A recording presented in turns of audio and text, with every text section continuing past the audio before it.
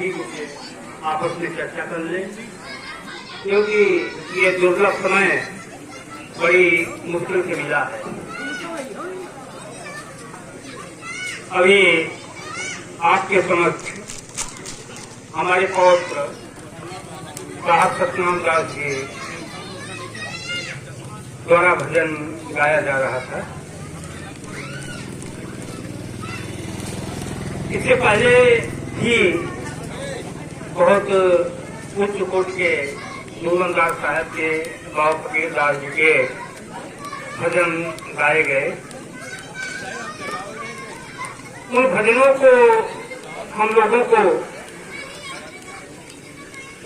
सुनकर के कान से नहीं निकालना चाहिए, बल्कि उनको समझने का प्रयास करना चाहिए, क्योंकि वाणियों का गुण रहस्य होता है।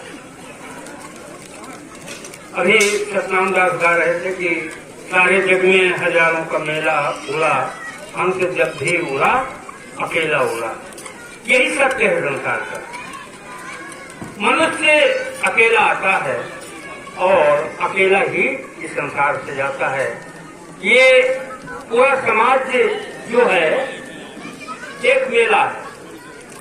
मेला में हो सकता है घर से कई लोग साथ में, कभी कभी अकेले ही जाना पड़ जाता है। तो ऐसे संसार है। संसार में तो आते जाते रहते हैं हम लोग, लेकिन जब अंतिम यात्रा होती है तो अकेले ही जाना पड़ता है। उसका कारण क्या है कि माँ के गर्भ से तो ये शरीर जो है जरूर साथ आता है। ये जीव जो है शरीर के साथ जरूर आता है, लेकिन जब ये नश्वर शरीर छोड़ करके हमारी जीव आत्मा जो है इस संसार से विदा होती है, तो शरीर भी जो 5 तत्व का बना है वो यही रह जाता है। जीव को यात्रा अकेले ही करनी पड़ती है। संसार तो एक मेला है ही है। ये संसार एक सराय है। हम रहते हैं, कुछ दिन रहते हैं। जैसे किसी होटल में जाइए या सराय में जाइए, धर्मशाला में जाइए, जिस दिन के लिए बुक हो गया उतने दिन हमको उसमें रहने की इजाजत रहेगी। उसके बाद जैसे टाइम हुआ जैसे वो वहाँ के कर्मचारी कहते हैं इनको आउट करो। तो ऐसे ये शरीर भी हमारा सराय है।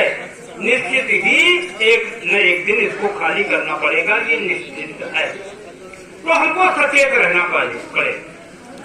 हम क्या करते हैं, माया के कारण जो है इस संसार में भ्रम में पड़ जाते हैं। हम वहाँ कॉल करके तो प्रभु से आते हैं कि हमको ये मानव शरीर दे दीजिए। हम इसमें सुमिरन भजन ध्यान करके हम संसार के आवागमन के बंधन से मुक्त हो जाएं। प्रभु जी हमको एक मौका दे दो। करोड़ों युगों तक विभिन्न योनियों में हम भटकते रहे और सभी योनियों के पुण्य जब इकट्ठा हो गए तो प्रभु ने एक मौका हमको दिया कि हमको मानव शरीर दिया।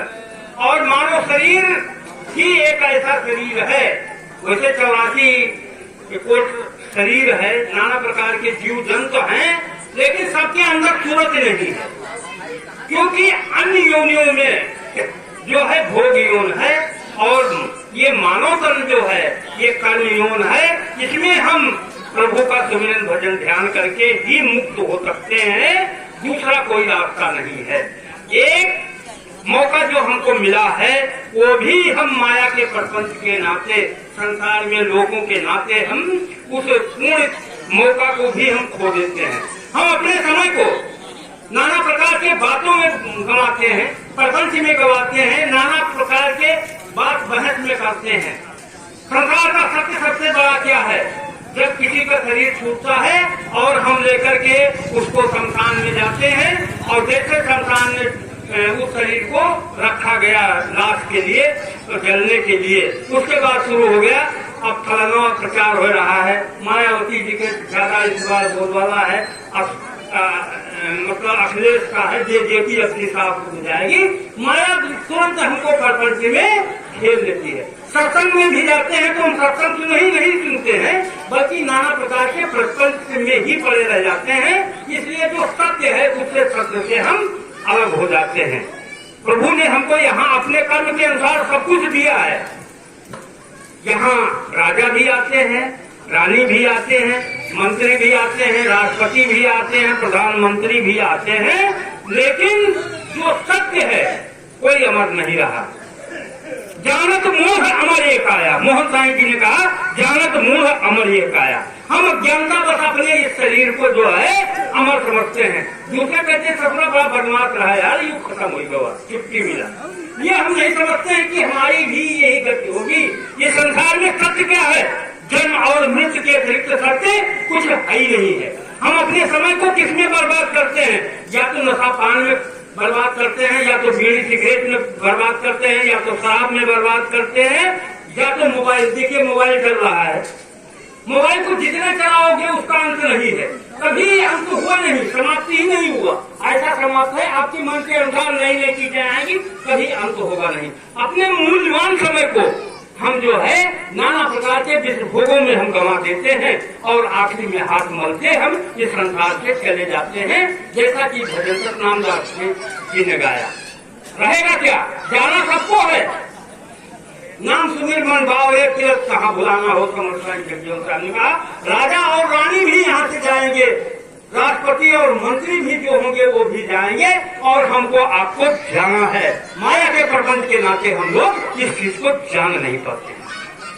तो जरूरत है, इस शरीर का अंतिम ह्रास क्या होगा? इस शरीर का अंतिम ह्रास यही होगा, या तो इस शरीर को 2 फीट नीचे जमीन में 6 फीट के अंदर गाड़ दिया जाएगा, या तो पानी में प्रवास कर दिया जाएगा, या तो जला दिया जाएगा।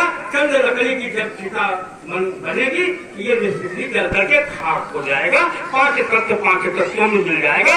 लेकिन जो हमारी जीव आत्मा है वो अगर अमर है, वो निश्चित उस संसार में जाएगी। और हमारे कर्मों के अनुसार फिर अगर हमने वास्तविक सिमरन भजन नाम का किया है तो हम इस संसार से मुक्त हो जाएंगे, अन्यथा बार बार गोता खाना पड़ेगा।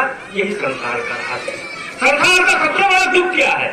बार बार हम जो जन्म लेते हैं और मरते हैं, इससे बढ़कर के संसार का दुख नहीं है। साथियों, हमको बड़ी खुशी है कि इनके परिवार के 2 भैया जी लोग हमारे सिख भेषधारी धारण किए हैं, लेकिन सतनामी है। क्या है? सतनामी है। ये बड़ी खुशी है। आज स्वामी शिवदास जी जो पंजाब में पंजाबी थे, उनकी परंपरा को उन्होंने जागृत किया हुआ है। ये सबसे बधाई के पात्र है। हम दावे के साथ कह सकते हैं मंच से कि हमारे यहाँ आज भी सिख पंथ जो है चल रहा है। ये दावे के साथ सतनामी होते हुए भी वेशभूषा सिख की है। हिंदू मुस्लिम सिख ईसाई ये जो सतनाम है ना, ये जात वर्ण से अलग चीज है।